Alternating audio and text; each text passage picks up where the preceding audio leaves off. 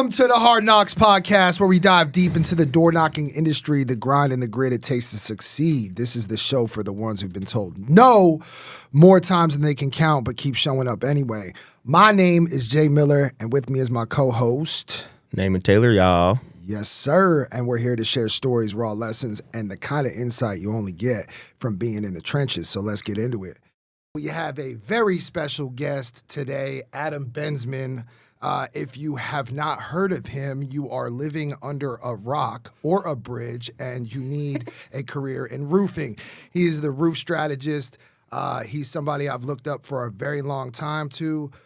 He has a huge organization, Roofing Solar Reform Alliance, it's really like a mastermind for roofing, pretty much. Would you say that? I'd say that's 1/4 of what it is. But yeah. The best way I could describe it. Real quick before you continue, yeah. if you're living under that bridge, DM me roof. DM me bridge. Those guys typically make it. For real. Yeah, so I want to jump in really quick because my phone locked and I lost that little outline. So Adam, I only know a little bit about this. Before we dive into more things that are roofing related, I really like to understand the origin of how you got into this. I've seen pictures on Facebook one time of like stuff you were going through as a child, and I was like, oh shit, like his story is a lot deeper than, hey, I was broke, down on my luck, got into the roofing game. Yeah. You want to talk a little bit about that? Yeah, dude, I love how deep you went. Most people don't go this deep. So Jay did his homework. right? You want to go deep. Yeah, let's go. I just feel weird sharing my story because everyone's got a story, you know, and I feel like whatever it is that we go through as a human in childhood is what will either set you up for a life of crazy success or a life of crazy suffering. Yeah. And then maybe a life of crazy success that leads to more suffering. Yeah. But it's often at the root of a struggle. And I have a belief, as I get into this story, just to tee this up, that what we experience as a child often leads to our superpowers. So I grew up in a household with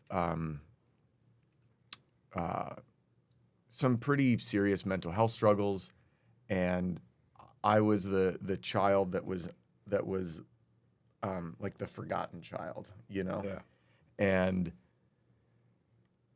in an emotionally volatile household, you know, I learned how to observe human behavior to predict when I didn't feel safe. Yeah. And I remember, and I write about this in my book, The Roofing Sales Survival Guide. You can get it on Amazon, Audible. Go to adamsfreestuff.com for a free copy.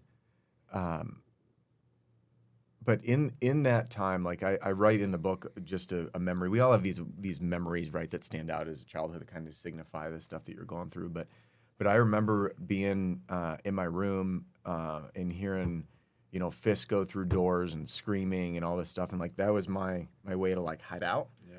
And as a result of growing up in that type of environment, I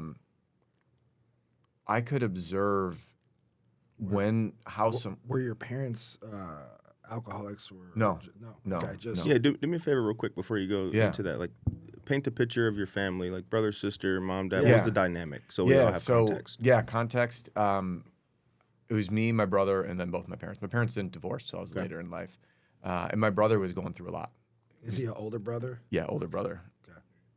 Older brother going through a lot. And I love my brother, and I didn't talk about this for a while because it made me feel like I was like exposing him as a human. Yeah. And I love my brother dearly. And it was for a long time, man, like going through stuff. Of course, I had my frustration, resentment, like, you know, he was going through so much more than I was, but I was I experienced a different level of struggle because of it. Yeah. And for many, many years, I never processed it. I didn't talk about it. I didn't realize how much of that feeling of I'm not enough, you know, as my parents would turn to support my brother in time of need. What was Very he? What was frequently. he? What was he going through? He was going through some pretty serious mental health Okay. struggles. Okay. And it became the center of our life, Gotcha. you know. Mm. So What was he diagnosed with, if anything? it was a combination of things. Yeah, it was a lot. And to be fully honest, I don't know all of it because we didn't talk about it. Mm. Was it something he was born with or something that developed over time?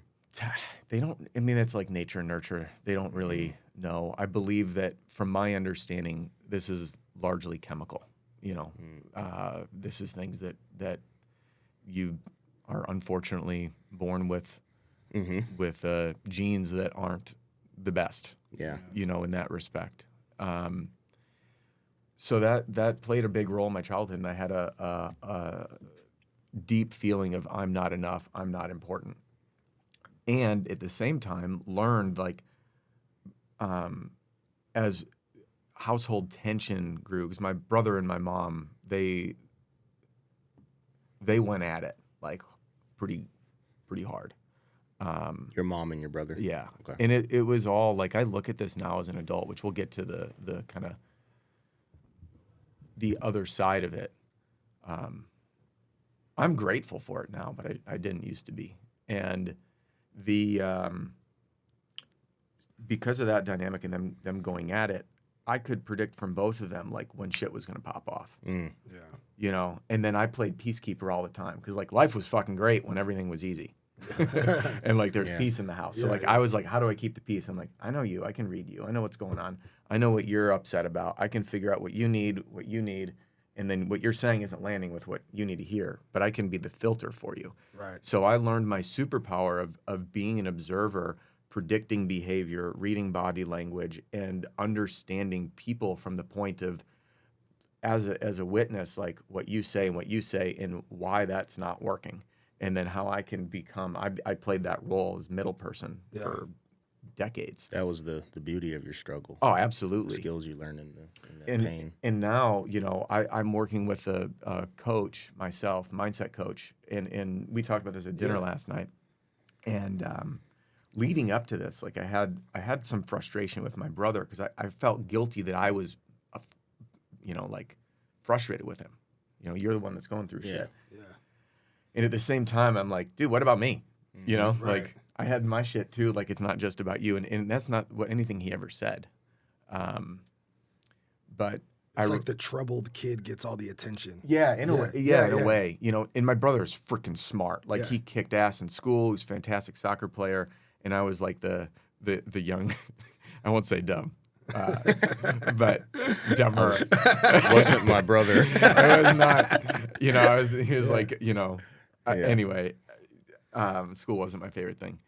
And then I remember being out on a run. I was out running in the mountains. I don't think I've ever shared this story, but I talk to myself. I go out and run in the mountains or in the middle of nowhere or ride my bike, and I talk to myself. Yeah.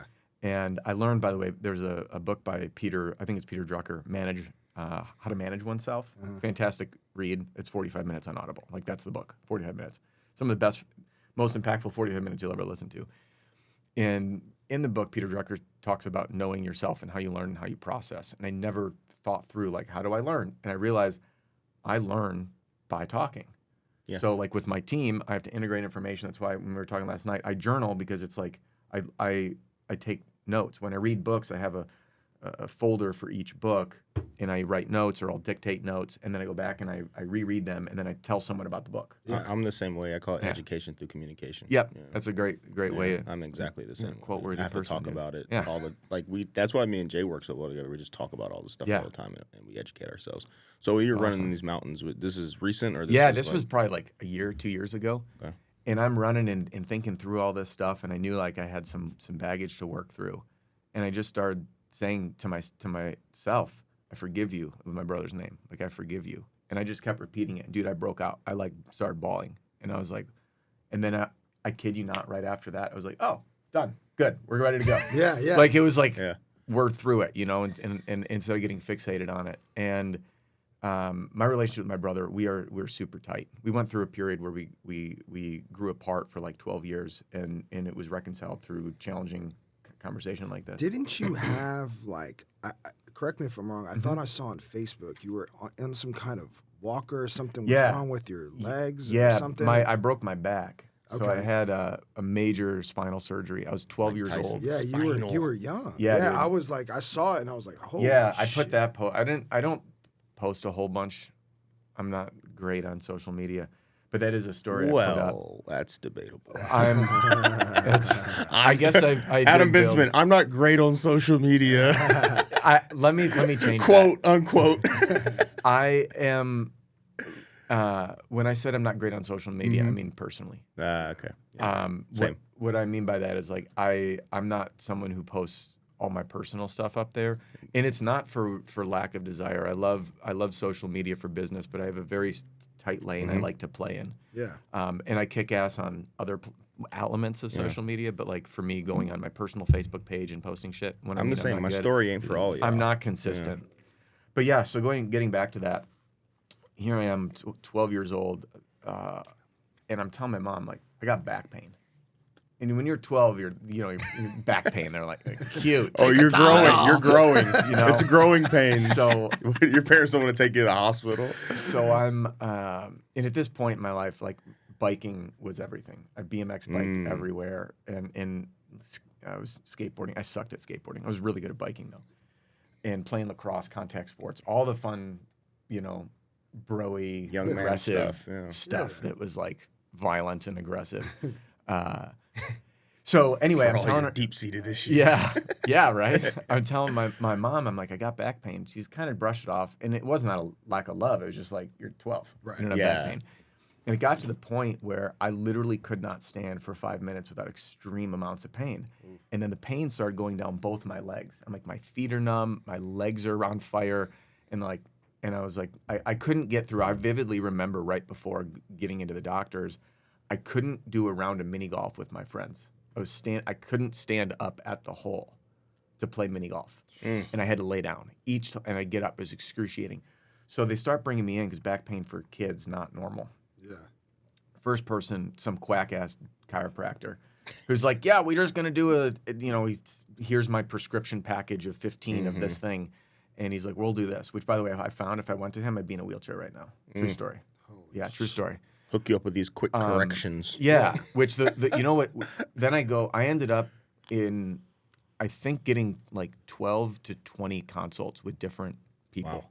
And what ended up happening is I had I wouldn't say rare, but a lot less common. It's called spondylolisthesis, where your vertebrae is congenitally weak and then usually gets injured in some sort of accident, but you don't notice it. And then what happens, so your vertebrae, when most people break a vertebrae, it'll crack. Mine cracked horizontal. So L5 cracked. Imagine this is your vertebrae in two pieces. And then one side starts slowly shifting. And what it does is it pinches your spinal column. So the nerve damage I was having was because my bones were actually beginning to bite into my nerves down my legs. And they graded on the scale of 1 to 5. 5 is you're in a wheelchair. I was at a 4.5.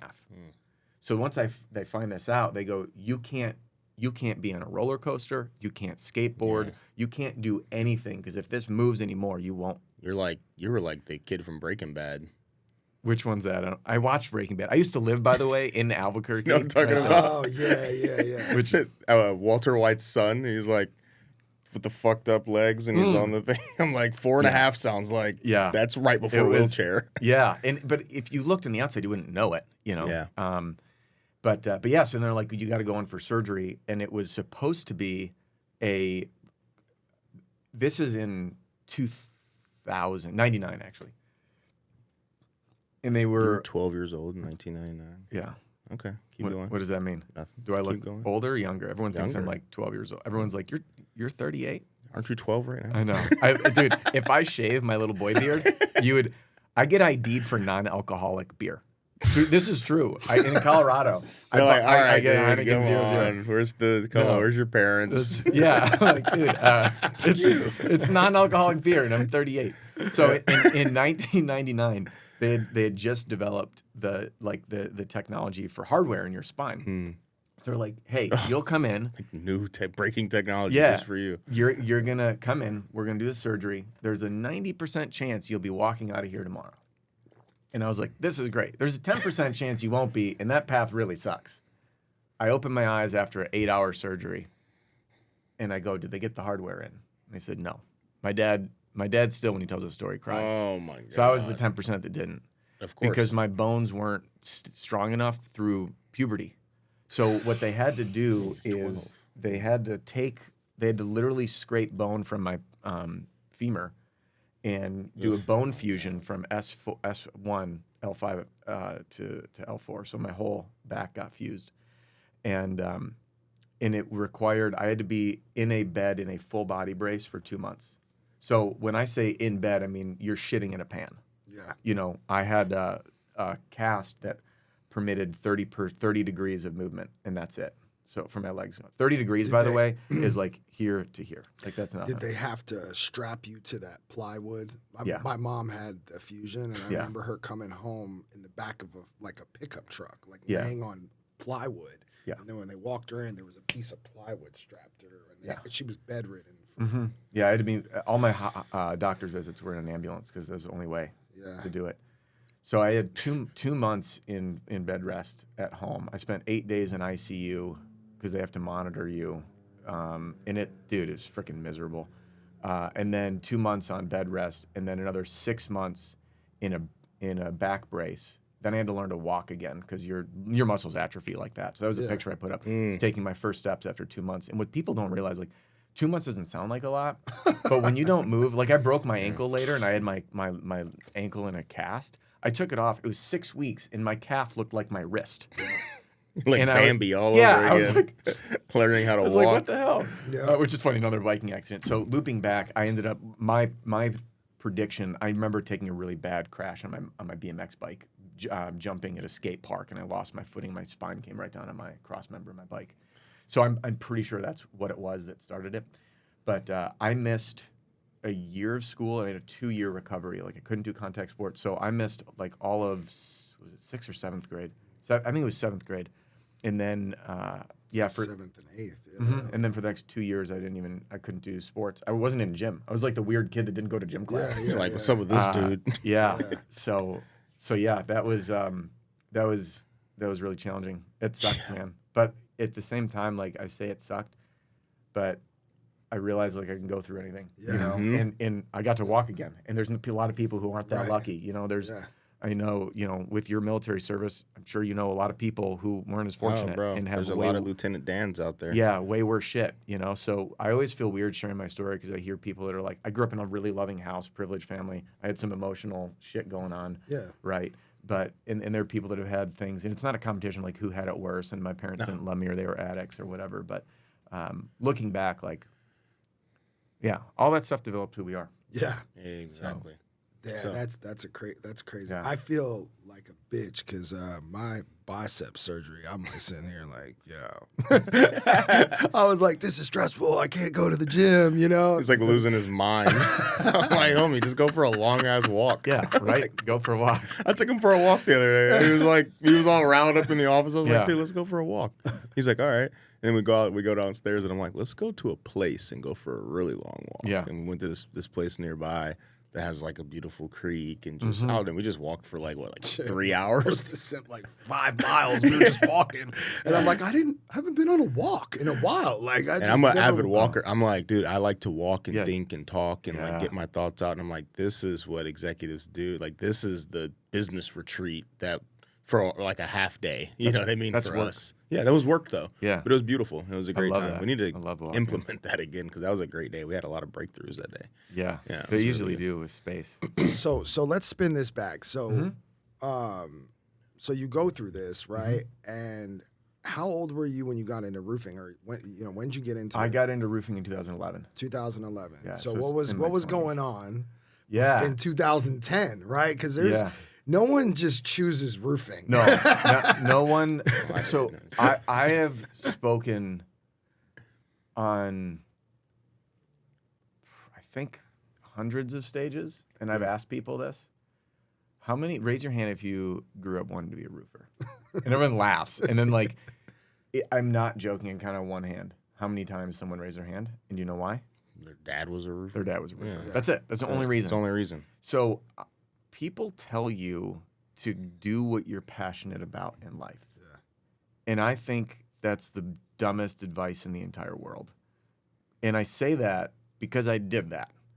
And at that point in my life, I got my undergraduate degree in psychology. I didn't want to go to college. I ended up at this school called Naropa University. If you look it up, you'd be like, he went to that hippie school? Yeah. Yeah. So my school was founded by Allen Ginsberg, the beat poet, and an exiled Buddhist monk. I got an undergraduate degree in psychology, which was basically sitting on a meditation cushion, which is, by the way, probably the best way to study psychology because you study yourself. Yeah. But it's like the furthest thing from school that school can get. I almost dropped out like 4 times. I remember... You almost dropped out of not school. I almost dropped out of not school 4 times. Why do I feel like this place was like they were popping psychedelic mushrooms? Because they were. Okay. Because we were, and I still almost dropped out. And so let me rephrase. I have not. I've actually never done psychedelics. Okay. Alcohol was my choice. And I'm sober now, but anyway, yeah. Everyone. Get you there. I remember being at a party once, and someone looked at me, and I was like, "You're not right." And they're like, "My friends dropped like 40 drops of acid in my ear while I was sleeping," and I was like, "I didn't know you could do that." She was trying to climb the gutter of a 3-story building to crawl into a window, and I'm like, "You're on acid," and she was tripping. I don't remember how many. I don't know anything about acid. I don't know how many. It was a lot. It was way more acid than someone should ever take. Yeah. One is too much. But I think she was tripping for literally days. Oh my goodness. I went to a really, really weird school way out there. But I got into natural medicine in this journey of mine, hooked up with what I will now call like a quacky practitioner. Okay. But even though it was quacky, it changed my life. Yeah. I was going through some emotional stuff and some health things, and it helped. And I was like, oh, I'm gonna study this stuff. So during school, I start going through this other natural medicine modality, and I'm like, oh, this stuff's awesome. So I go to the New Mexico School of Natural Therapeutics, and I study massage therapy, polarity therapy, reflexology, and all these other things, including colon hydrotherapy. So for those that don't know, that's professional butt flushing. Yeah. And now colon hydrotherapy. Yeah. Professional butt flushing. Which, by the way, you talk about bonding with your classmates because you have to do clinicals. So a little tantric massage. You get real close with the people you're in school with. So literally, you had to do butt flushing. You've butt flushed someone? Yeah. Okay. I butt flush a lot of people, my friend. A lot of people. And for what it's worth, after you experience that, you have so much toxins in your intestines. Yeah. Especially your large intestine. From your butt? From your butt. It actually doesn't come in through your butt. It comes in through your mouth. Okay. Believe it or not. It goes out through your butt. Toxins. But when you are using water to cleanse it, what's crazy is afterwards you feel like you're on drugs. Your head has this level of clarity that you cannot. I've never been able to replicate that feeling. Really? Of just like totally laser focused, totally calm. It's like the most magical thing. Yeah. But for many people, guess who's getting their butt flushed? Yeah. So this is the stuff I got into. Now. Well, hold on.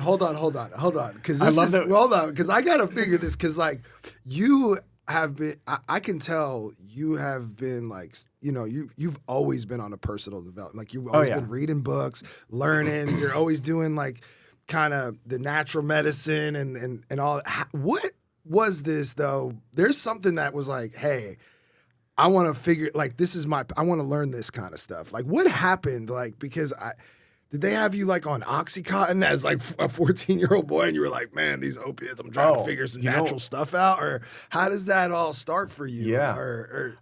I realized that humans, we're nature, man. We're like really, there's magic that makes us work and that heals us. Absolutely. And I was so fascinated. I didn't read, and I was in reading therapy or reading tutor. Like I had terrible retention. I couldn't read a book to save my life.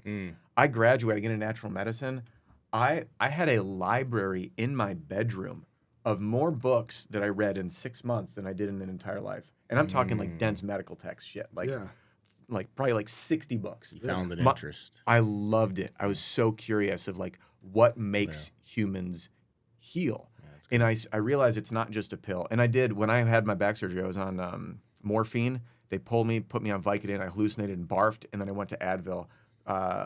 What was it, like 3 or 4 days after spinal surgery, and I never took anything stronger than Advil after that. Good for you. Because I know OxyContin, they were clearing that for kids and saying it wasn't addictive back then. Dude.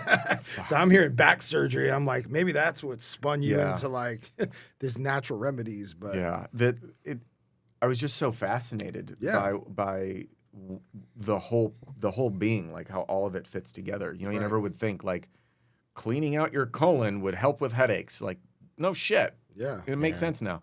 So I got really into it. I started a private practice. I knew nothing about business, by the way. You started a private practice for natural medicine. Yeah. Really? Yeah. Okay. But it didn't go long because I had no clients. Okay. So it was. You weren't the marketer you are today. No, that would work. That would work today. I feel like your practice would have worked today. I feel like people weren't open to that back then. They were, but I was also in the 2 most saturated cities ever. Like I started in Albuquerque, New Mexico, and it was right by the school. So there's a practitioner on every corner. And then I moved to Madison, Wisconsin, and I was new in town, didn't know anything about business, started the cool name. It was Nature's Energetics. That was my name. I had the cool brochures. I had a beautiful office space, but I had no clients because I didn't know shit about you didn't know how to run a business. running a business. Now, I started my first business at 16 years old. I started a mobile car detailing business. Hell yeah. I killed it. I haven't shared this story. 60 Minutes got a hold of it. And they were doing a series on kids that had unique jobs, and they followed me around. I had a film crew in my car watching me work. The episode never aired. They filmed me and a few other people, and I still to this day don't know why. But I have a feeling it might have to do with some of the questions they asked me and how I answered them. What were some of these? This is. And then we'll get back to that. They're like, so what inspired you to do this work? I was like, well, I love cars, and I don't want to make a bunch of bullshit money like my friends that are cashiers. So I'm 16 years old making $30 to $100 an hour in like 2007. Yeah. Dude, I was killing it. Yeah. So all I did, by the way, is I saw a problem. I loved cars. And to get your car detailed meant you had to drive to a shop, which meant you had to have a friend drive with you, and then you had to wait for them to finish it and then get a ride back. And I was like, I'll just come to them. Yep. So I was like one of the first people that did this. So I'm calling around at 16 years old to all the car dealerships being like, hey, where do you get your chemicals from? And it was the first time I ever like cold called people. Yeah. And thank you to my uncle, by the way, for pushing me to do this. And I find a guy at a dealership who's like, oh, we source our chemicals from so-and-so. So I call them up. They're like, yeah, we'll meet you at your shop. I'm like, I don't have a shop. I'll meet you in a parking lot. Yeah. And I kid you not, we had like a rendezvous and he'd roll up his roll top of his truck, and I'd run in. And I was like, all right, I need some degreaser, I need some leather conditioner, I need this. And I got all these jugs, and I'd pay for it, and I'd load it up in my car. And I put an ad on Craigslist, like mobile car detailing. And I didn't know anything. I wasn't insured. I didn't have a real business. It was just like a kid doing shit. A lot of business was going on Craigslist back then. I know, right? So I end up. You didn't get snatched up. I did. Meeting fucking random dudes and rolling up big trucks and hopping in the back of it. It's kind of crazy now, but yeah, now welcome, you think son. Of it, right? And then I like wake up in Tijuana or something. Yeah, no kidneys. But I ended up. World was different. It was. Yeah, it was a different place. I had 2 business sources. It was referrals. I did like my family friend, and they were like, "This was the greatest thing ever. You're cheaper in the detail shop, and you came to me." So she tells all her friends. I end up with accounts. So I go to these wealthy people's homes in Chicago. Dude, it's like, here's my Porsche 911 Turbo. I want you to clean my Land Rover, my Mercedes SLK 55. This is when you started probably liking cars. And I was like, this is great. I had a dude who bought a second house for the garage so he could park his Ferrari there. And it was a block from his other house. So he's like, here's the keys. And I don't know if that's the reason he had it, but his Ferrari was parked there. So Seemed like it. detailing these cars and stuff. And I'd work like 4 hours a day, and it's all cash. Yeah. You know, I'm like, I take cash. Yep. And only cash, baby. So, but my point is that was like a lot of luck. I saw a hole in the market, and I was passionate about it, and then I could solve it. And the passion thing's gonna come back in a second, because I was passionate about cars, so I started car dealing. Turns out to be the most boring thing in the entire world, cleaning up people's shit. Yeah. Right? It sucked. And then he'd like clean like a Buick Enclave, and I'm like, you know, this I don't even even know cool if they car. made a Buick Enclave then, but you get the idea. I was like doing stupid cars. I love when I was working on Porsches and stuff, because it's like lusty. It's a nice car. Yeah. You look back, you're like, oh, that's hot. You know, you're doing this like this Buick. You're cleaning his car like really good. Dude, this one guy, like, I'm like, are you farming out of this Buick? There was hay, like, in everything, dog hair.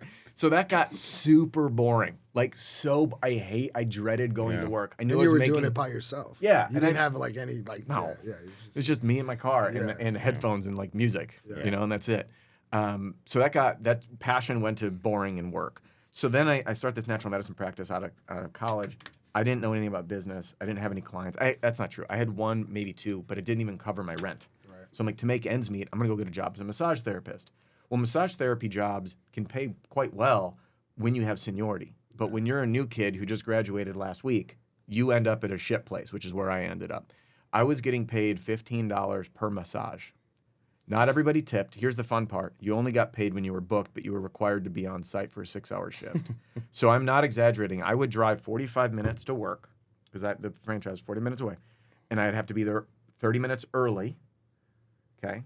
And then I'd have to be there for a 6-hour shift, because I had to be within, 5 minutes in case there's the walk-in. Yeah. And not everybody tipped.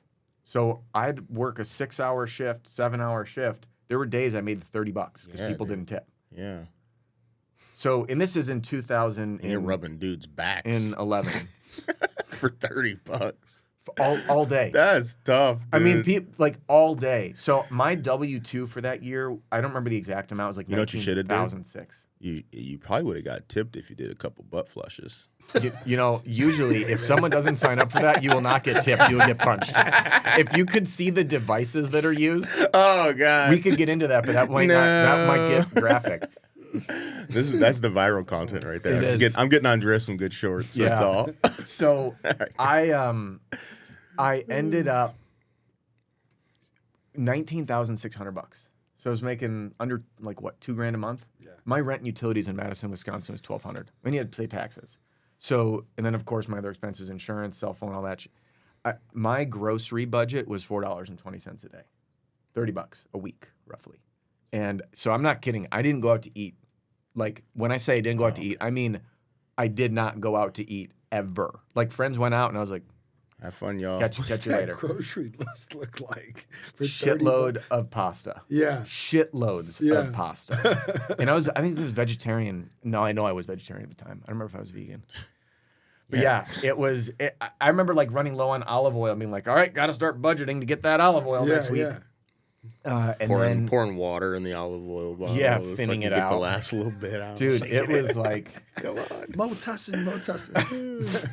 So my family, I was living in Madison. Family was in Illinois, and it was Easter, and I went in every year, and I'm like, "Hey, Mom, I can't come in." She's like, "What do you mean you can't come in?" I was like, "I can't afford to drive there." She had no idea how broke I was. How old were you at this point?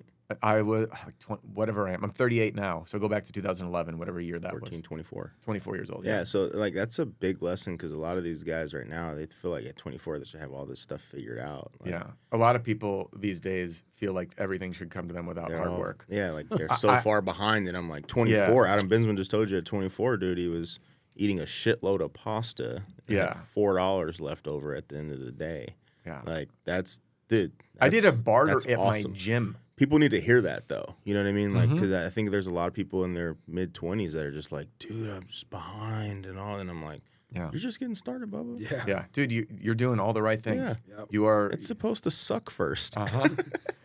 People see your success and they're like, but what they don't see is the 100 failures, the struggle that like, I did a barter with the owner of the gym for a massage, so I'd have a gym to work out at. It's a CrossFit gym, and I chose it close to my house because I needed to. I couldn't drive. I couldn't drive there, dude. Like I had no gas money. So you were giving the gym owner back rubs. No, I offered to do like chair massage for his people, for clients. Yeah. Oh, that's a big value add. Hell yeah. Yeah. I'd be like, I mean, I was pretty decently smart getting things going. Yeah. So on the drive in, I call my mom. I said I can't come. She says.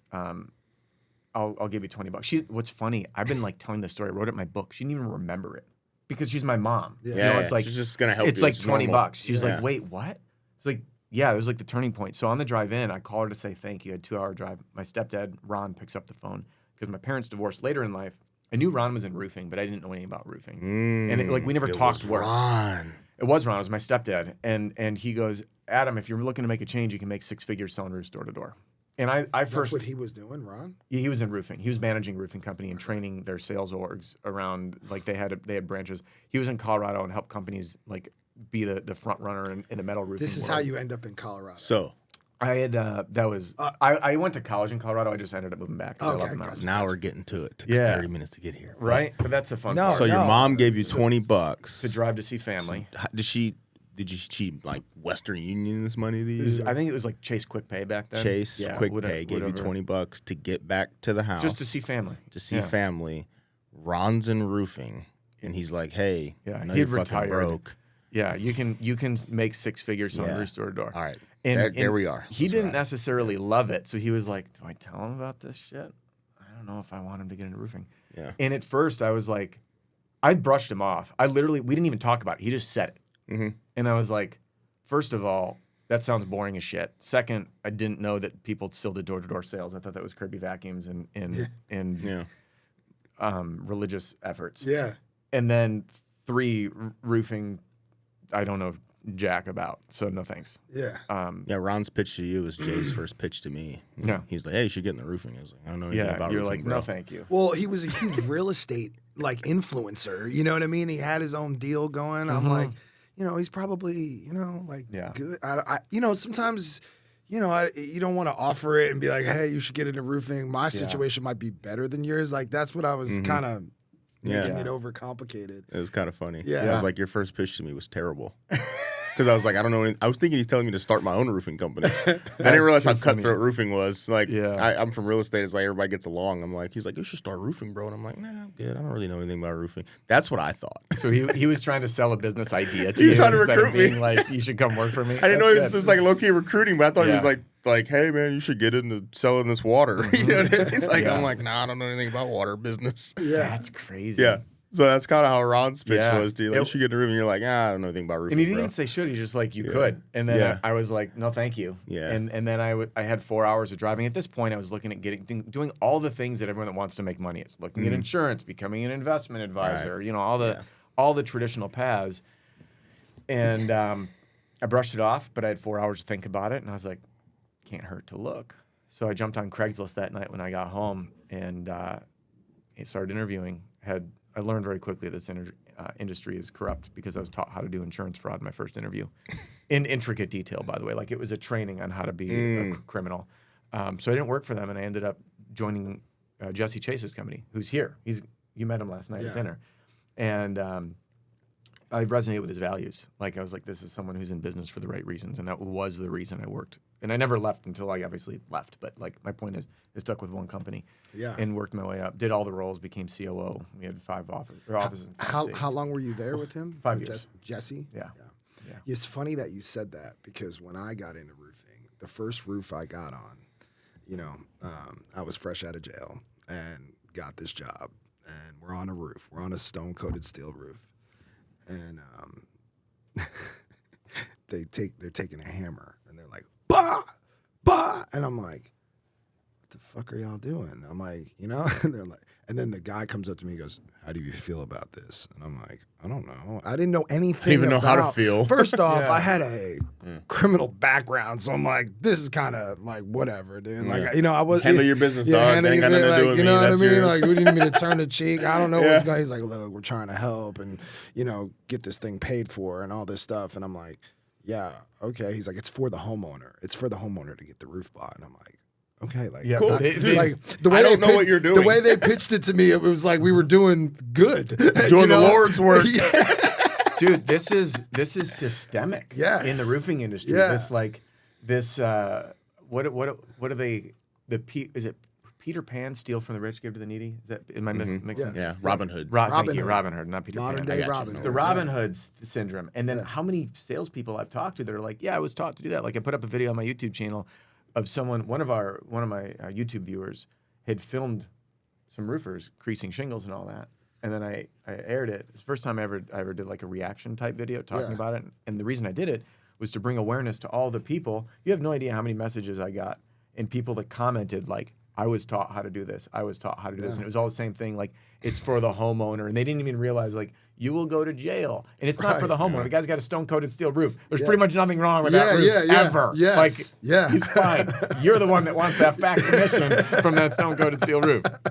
Shit's not for the homeowner. It's for your pockets. Did you leave that company? I mean, clearly you left that company. Yes, I did. Yeah, but that was literally how I was taught for the first, like, 6 months. And then I didn't even, and then, like, of course, like, your first 6 months, you're like, okay, this is not right. Like, you know what I mean? They used to have, I mean, fuck it. They used to have a guy that would run the adjuster appointments, and they wouldn't even let us go to the adjuster appointment because he would go there, fuck the whole roof up, fucking put the knuckles on the gutters and all this stuff, and like he would, and it was like out of sight, out of mind kind of thing. Like let him go there and do this, you know. And then I remember, like some insurance people came into the office like investigators. And I'm glad. You know what I mean? They did that, and but nothing happened.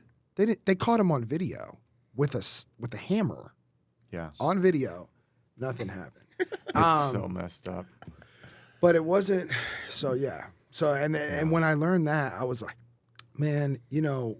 Because it isn't until you see what real damage is that you're like, oh, like there's a bunch of people who really need our help, though you don't need to do all that, you know? And it is sad because it is systemic in our industry for people to do that. It's ruining it for homeowners. One of the reasons insurance is so high. Yep. And why adjusters don't trust us. It's like, dude, if you just show up and work what needs to be worked, like that's fine. If it's not, you tell the homeowner your roof's in great shape. Call me when you need something.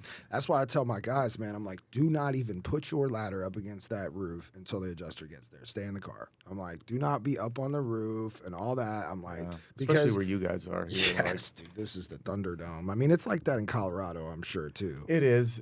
Colorado is a little different because you have to have a license and stuff. Yeah, you know, so it's a little bit There's tighter. Something to lose at least. Yeah, you know, they put a barrier in. You got to get licensed in the business side, like to do business. So there's a little more bureaucracy, and I'm very anti-government and anti-regulation, and at the same time, because I know this is like hypocrisy, I also feel like it's helpful. Like I think that you should have to be licensed to do this work. You should have to take a fucking test of some sort to say, hey, I know how to be a roofing contractor. I know business ethics. I know RCAT does that. You can go through the test. And I mean, good safety for homeowners. Yes. You know, especially where you guys are here in Texas, like. Mold is a massive health concern. Yeah. And one of the main reasons people have mold is from a leak. Yep.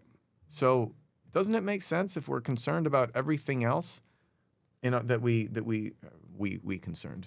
That's cute. Well, we should be concerned. But you get what I'm saying. Yeah. I mean, they have a license for plumbing, license for electrical. Yeah. They should have a license for roofing. Yeah. It's the fucking thing that protects your house. Yeah. Otherwise, it wouldn't be there. But let's go back because it sounds. So you had the entrepreneurial spirit since you were a kid. You did the auto detailing. You start the practice. You get into roofing. You move up. So then, when is the birth of the roof strategist? Because like now there's this point, you're there for 5 years, right? You start going, hey, like there's a need for training. There's a need for somebody. Yeah, it wasn't then. No. You know what happened when I left roofing? I left. You left? I had nothing lined up. I was burnt to a crisp, dude. Really? By the time before I was 30 years old, I was in ICU thinking I was having a heart attack. I just spent the night in the ICU. Turns out I had a chest infection. Severe pericarditis, which is basically an inflammation of the sac around your heart.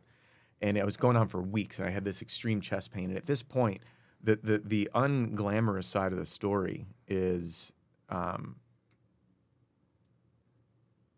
bought a house and then moved our office in Madison right there. So like all this, it was actually finding the office. Then I bought a house. And in 2000, whatever year that was, we were still running on fax machines, man. Like, State Farm wouldn't even accept depreciation unless it was faxed. Yeah. ABC, you had to fax your material order and call them and like make sure they got the PO right. I don't even want to know what those cycle times were like. Oh, it was insane. And this it's like we're getting paid next year. So I moved my office there, and then right after that, there was technology, at least that caught my eye on like call forwarding. Like, wait a minute, we could route all our calls through one office. Wait a minute, we have a CRM now. we don't need all these offices. So I had come up with what I called the company Bible. So I got with all of our offices, everyone's on different paperwork, slightly different. And I combined everything, put it together, and then I was like, we can run this out of one location. Yeah. Well, that location was an hour and 45 minutes from me, north. So very quickly after I moved in, I was commuting an hour and 45 minutes to work, hour and 45 minutes home, floating the entire state of Wisconsin, Illinois, Ohio, Indiana, and then our Montana office. I drove out to Montana, 20-hour drive. We got so busy. I was there 2 weeks. I'd fly home. I bought a second truck because I didn't have time to drive back. Yeah. So I bought another truck, and my chest was killing me, dude. I thought like I was on the drive for hour 45 minutes to the office, and I was this close to pulling over and calling an ambulance. And I'm like a dude, right? Like you are. I'm like, you don't ask for help. Yeah. I'm straight. You know, and I'm like, I die. yeah, and I'm like, okay, shit's not good. Yeah. I get to the office, I run in, I grab Wyatt, who was our general manager. I'm like, bring me to the ER right now. He brings me to the ER, and then I spent the night in the ICU. They're like, there's one of two outcomes. Outcome one, you're totally good. Outcome two, we got to go do an emergency surgery and relieve the pressure around your heart. And I was like, okay, shit. So I spend the night in the ICU. Sounds serious. Yeah, it turns out I was fine. I needed to be under observation. But the nurse comes in. She goes, this is often correlated with stress. Are you under any stress? And I was like, honey, sit down, grab a notebook. I was like, let me tell you about CHOP. Yeah. It's like, I know. Stress and I. practice. So, and at this point, too, like I didn't quit drinking. I think I'm going on 7 years now. But I was drinking. Congratulations. Thank you. That's awesome. Drinking every night, not working out, working like 6 days, 7 days a week, eating like garbage. You know the drill. Yeah.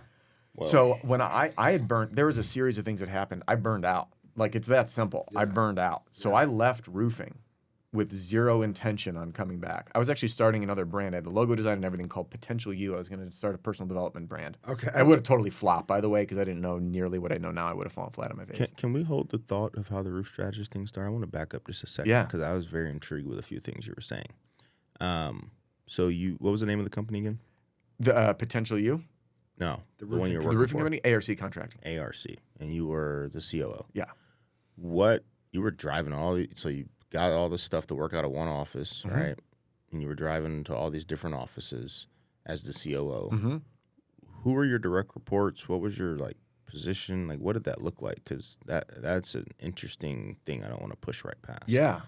So Jesse was the owner. Yep. I ran all of the day-to-day everything. Mm-hmm. Out of our corporate office, we had Brian, who was our operations manager. We had another Brian, who was our field manager. I bet that got confusing. It did. We had, why am I drawing a blank on his name? He's a pilot now. Anyway, Daryl, who was, he was our runner. So we had a box truck that was always stocked with supplies. So when the crew called at 4:30 and like, hey, we need a box of nails. Right. Like there's a shop open. Here comes this guy, Daryl. Here comes Daryl. We had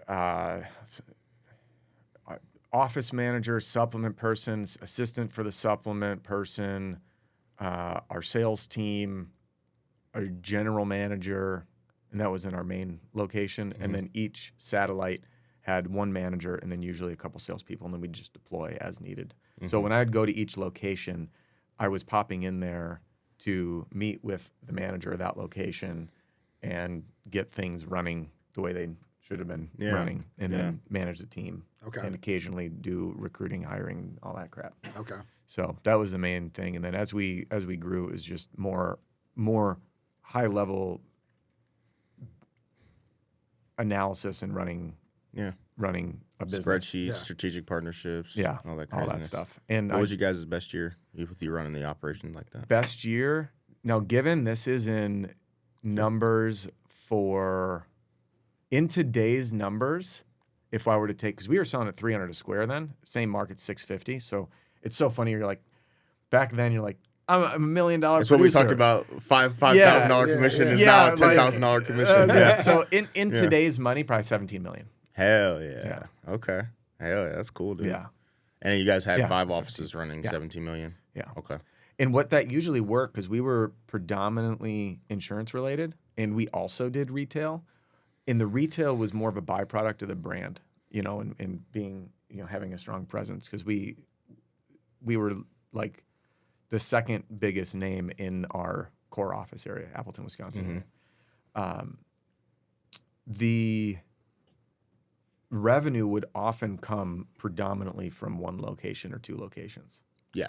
You know, because you're working strategically. Running cleanup in other areas. And they were strategic locations, so when things hit, you were ready to rock. Yep. And you were local. And then we could run pretty much like a skeleton crew there to keep things running smoothly and then running the retail leads that would come in until things boomed. Right. Yeah. So then go to Wisconsin. Yeah. Go to And then it was just Omaha. Or deploy the team, and our crews would travel with us. Like we had a really good operation. Yeah, something similar happened this year. Yeah. Yeah. So then, ARC has totally modified their model. Like Jesse and I were working really hard to not do that because it's so exhilarating at first. You know, you're like, boom. We went out to set up our Montana office, and it was like the most fun for a month. And then it was like, what the hell, dude? The stories I have, I was joking with Jesse. I remember living in a house, a 2-bedroom house with 8 guys I managed. Yeah. You know, and then like we couldn't find housing in Montana. I'm not joking. There were 10 of us sleeping in the office on sleeping pads. That's crazy. This is not an exaggeration. There was not a shower there, by the way. It was like we were in the office on the floor. You were doing. I was literally working shit, and sleeping in my office. Yeah.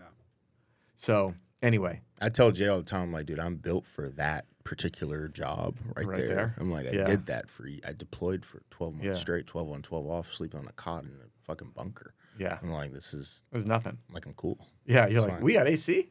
And I'm going to make a lot of money doing this? I know. I used to make no money doing this. I'm not getting shot at? I'm like, yo, my life's not in danger. I'm going to make a lot of money. Yeah, I'm cool to sleep on a little cot for a couple weeks, bro. Yeah. Shit. So that was kind of the backstory of that whole thing is the development ended up kind of becoming my Achilles heel. So you get stressed, really, go to the hospital. You're like, man, fuck this roofing shit. You're like, I'm done. I was on my honeymoon, and I was reading a book and journaling, and I just turned to my wife.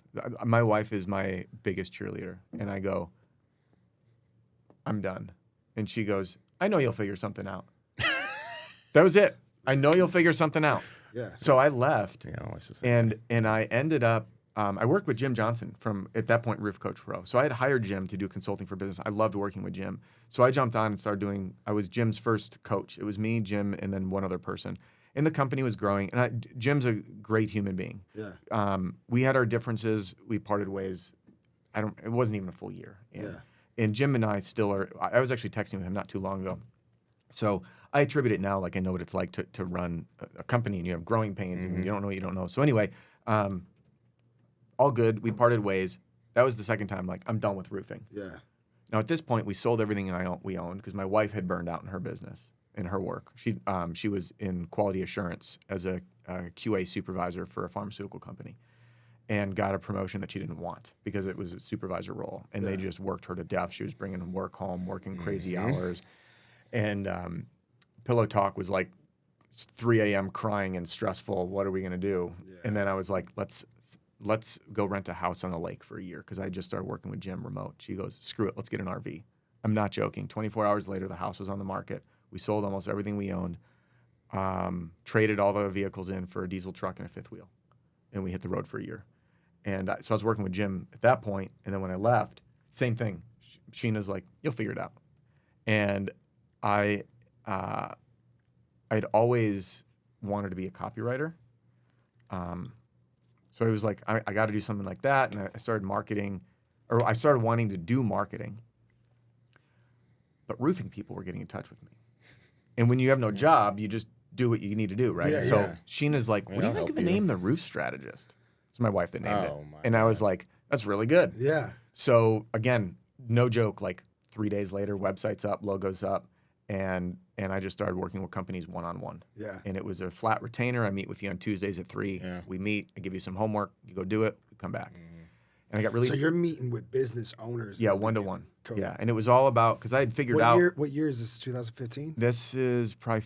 15. Okay. 15. I'd figured out the business, like how to run a good business. Yeah. So I was helping business owners do that. But then I realized what I was really passionate about was developing sales talent. So I'd be like, all right, Naaman, what you got to do with your team is this, this, and this. And then I'd be like, all right, Naaman, next week, what did you do? Yeah. And you're like, shit got busy. And I was like, all right, you're annoying. So I'm going to make videos to get you out of the way because you're not doing your thing. So I started making videos. I didn't know anything about the internet. I didn't know how to upload a video or where to upload them. So I put them on YouTube. I got in touch with my web guy. His name was Dylan. Great dude, Dylan. And I'm like, Dylan. Shout out Dylan. Put these on the website and make them all with the same password, roof. So I'd be like, all right, Naaman, I got videos up on my website for you and your team. Log in, the word roof. And they were just embedded from YouTube. And I had got burned out. There's some stories we don't have time for today, but I worked with some really shitty people. Yeah. And it was another burnout. So finally, I'm like, screw roofing again. Yeah, Dude, I'm out. The left arm, the right arm, the left leg. You got one leg, you got a little bit of burn spot left. You got your farmer's tent just cooked everywhere. For those that, yeah, you're all burnt out everywhere. I love it. I love that you keep making fun of me. I forgot about it already. So I leave. I shut down the Roof Strategist, and I just turned my videos from unlisted to public, and I say, I hope they help someone that was in the shoes I was in. And they sat for like 6 months. So at this point, I started another brand called Brain Hickey, and I worked as a direct response copywriter and sales consultant. Somehow I landed one of Oprah's top 50 most influential women as my first client. I ended up, you'll hear more of this today. I worked with some big players. People don't know the story about me. Yeah. I worked with some big players. I helped a very, one of the fastest growing fintech companies completely ideate their product, actually created their offers and trained their writing team. And they're having acquisitions, they're in investment news, all that. I've worked with some authors. I've worked with people who have narrated movies. I've worked with one of the fastest growing masterminds in the Amazon space that went from 0 to 12 million. 12 million in consulting, just for like perspective, is near $100 million roofing company. Yeah. We did that in 3 years. And I wasn't part of it the whole time, but I helped. I wrote their sales page, their sales video, crafted the offer, did the brand identity, the sales process, all that. So while I'm doing all this, and I work with attorneys as well, while I'm doing all this, people start watching my YouTube videos. And they're like, dude, make more. And I looked at my wife, Sheena, and they're like, look at this. This is pretty cool. I thought people would chew me apart. People like these videos. They like them. She's like, you should make more. And I was like, this shit's a lot of work. Yeah. She's like, just do it. You're helping people. So I had no vision, no product idea, nothing. I just started making videos. Yeah, your videos just up there by chance. Yeah. So for the first year, I just made videos. Yeah. That's it, man. I made videos. People liked them, and then one thing led to the next, which led to my first products, which led to the next thing, and I listened. Mm-hmm. So now I'm back in business, roofing for go number 4. Yeah. And I had left my last consulting client. Left. Yeah. I left my last consulting client, and for all intents and purposes, it was basically a $200,000 a year part-time. That was one client. Yeah. And I'm sitting here, and I'm like, my brand's growing. The Roof Strategist is growing. I've never shared this publicly, by the way. And I saw the vision of the Roof Strategist. I'm like, hey, I have a real business now. Yeah. And I'm task switching in my brain. Every time I had to go write for this client, because I was on a retainer and then success fees, I'd have to take off this hat and put on this other one. Mm-hmm. And I was like, I'm gonna make more if I go in here. I took a $16,000 a month hit, hired my first team member at $5,000 a month, and started spending, I forget how much, on Facebook ads. So I basically took a $25,000 a month hit. And at that point in my life, $25,000 in a month was a shitload of money. And it's funny, I say that now, and I'm like, yeah, to anyone, that's a shitload of money. Still a shitload of money. Right? I told you yesterday, $1,000 was a lot. Yeah. It is 2025, it is still a shit ton. Yeah, but it's funny in perspective, right? Like, yeah. Like, I'm like, I'd take that risk now. Yeah. Cool. But then, easy. Dude. That was everything. I didn't feel it. 30 days later, I'd made all that back and then some, and was profitable. I literally did not feel it. And I went all in on this brand, and then it exploded. And then I shut down the Roof Strategist, and we launched RSRA because we pivoted to what we're doing. You've done incredible things for the roofing industry, incredible things for me and my family. I owe you all the praises because out of any roofing trainer in the country, I have referred so many people to RSRA. I've referred people to your videos. Your videos changed my door knocking game, so thank you. It's been a real pleasure to have you on this podcast and even be doing this event here at the office. I had to pinch myself when Naaman showed me the text message. I was like, get the fuck out of here, for real? And he's like, yeah. I was like, man, so I'm super excited. Thank you for everything that you've done for our industry, because not only have you helped me, I'm sure you've helped millions of people in roofing. And you've inspired me to pay that forward too, in the way that I teach and that I coach. Kind of a disciple of Adam Bensman. Love it. Well, so thank you. Yeah, Thank you. it's an Thank honor, you for dude. coming on the show. Yeah, thank thank you. Listen, just give everybody the handles. It's at Roof Dr. J. You can follow me on Instagram. Yours is it's at the Roof Strategist. You haven't burned that one down. We haven't burned the name down. We burned the company down, but Okay, not the name. not the name. So at the Roof Strategist, and then at Naaman Taylor Investor on Instagram. That's how you can follow all of us. Thank you for tuning in, and we'll see you next time. Got it. That was it.